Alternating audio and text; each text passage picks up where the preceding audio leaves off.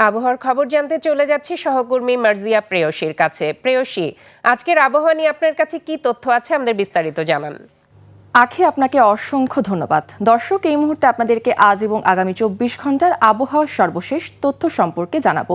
আজ 27 মে 2026 তারিখ বুধবার।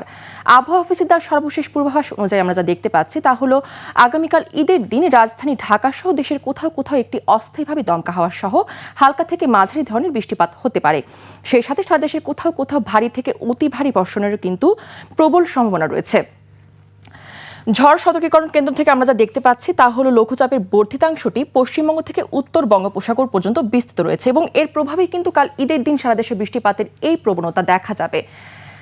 বর্তমানে যদি বিশেষ কিছু অঞ্চলে তাপমাত্রার দিকে আমরা লক্ষ্য করি তাহলে দেখতে পাচ্ছি আজকে রাজধানীতে তাপমাত্রা রয়েছে 29 ডিগ্রি সেলসিয়াস, রাজশাহীতে 29 ডিগ্রি সেলসিয়াস, রংপুরে 28 ডিগ্রি সেলসিয়াস, ময়মনসিংহে 27 ডিগ্রি সেলসিয়াস, সিলেটে 26 ডিগ্রি সেলসিয়াস এবং চট্টগ্রামে 29 ডিগ্রি সেলসিয়াস। পূর্বাভাসে আরও বলা হয়েছে কাল সারা দেশে দিনের তাপমাত্রা প্রায় অপরিবর্তিত থাকলেও রাতের তাপমাত্রা কিন্তু সামান্য কমতে পারে। আজ ঢাকার বাতাসের আপেক্ষিক আর্দ্রতা নির্ণয় করা হয়েছে 93%। আজ দক্ষিণ পশ্চিম দিক থেকে ঘন্টায় 10 থেকে 15 কিলোমিটার বেগে একটি বাতাস প্রবাহিত হতে পারে। আজ সূর্যাস্ত হয়েছে সন্ধ্যা 6টা বেজে 40 মিনিটে এবং কাল সূর্যোদয় হবে ভোর 5টা বেজে 12 মিনিটে। দর্শক, আবহাওয়া নিয়ে এই ছিল আমার কাছে আজকে সর্বশেষ তথ্য। ফিরে যাচ্ছি আখির কাছে। আখি। প্রেয়সী, আপনাকে অনেক ধন্যবাদ।